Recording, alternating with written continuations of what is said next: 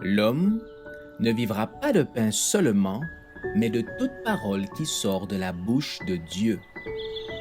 Voici votre moment de méditation quotidienne.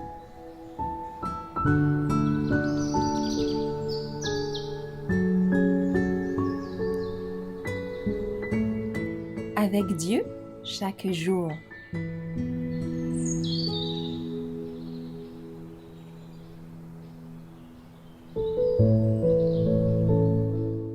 Le Christ me présente une couronne et une harpe le 9 décembre.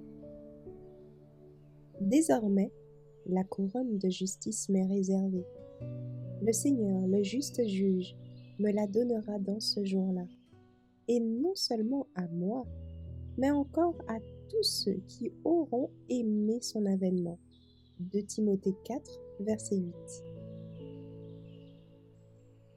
Avant d'entrer dans la cité de Dieu, le Seigneur distribue à ses disciples les emblèmes de la victoire et les investit des insignes de la royauté. La brillante phalange se forme en carré autour de son roi, dont la stature majestueuse s'élève bien au-dessus de celle des anges et des saints, et qui les enveloppe tous d'un regard indicible d'amour. L'innombrable armée des saints, les yeux fixés sur lui, contemple la gloire de celui dont le visage était défiguré, tant son aspect différait de celui des fils de l'homme. De sa main droite, Jésus place la couronne de gloire sur la tête des vainqueurs.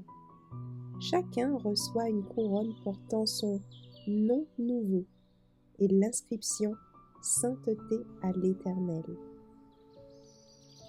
Chacun reçoit aussi des palmes de victoire et une harpe étincelante.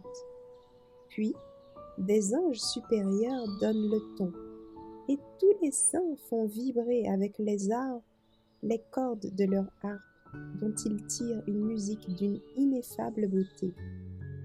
Le cœur saisi d'un ravissement indicible, chacun élève la voix pour exprimer son adoration et sa reconnaissance. À celui qui nous aime, qui nous a délivrés de nos péchés par son sang, et qui a fait de nous un royaume, des sacrificateurs pour Dieu, son Père, à lui soit la gloire et la puissance au siècle des siècles. Oh, quelle joie indicible ne ressentirions-nous pas en voyant celui qui nous a tant aimés et en contemplant dans sa gloire le Sauveur qui nous a aimés au point de donner sa vie pour nous. Quel ravissement n'éprouverions-nous pas en apercevant les mains qui furent percées pour notre rédemption et qui sont tendues maintenant en signe d'accueil et de bénédiction. Ceux qui se placent entre les mains de l'Éternel verront le roi dans sa splendeur, et ils contempleront ses insurpassables beautés. Alors, ils feront vibrer leur harpe d'or, et ils rempliront le ciel tout entier d'accents mélodieux et d'hymnes de louange en l'honneur de l'agneau.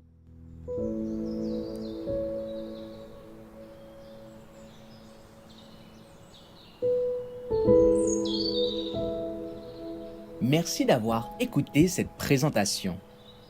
Assurez-vous de nous rejoindre demain pour votre moment de méditation quotidienne avec lereste.org.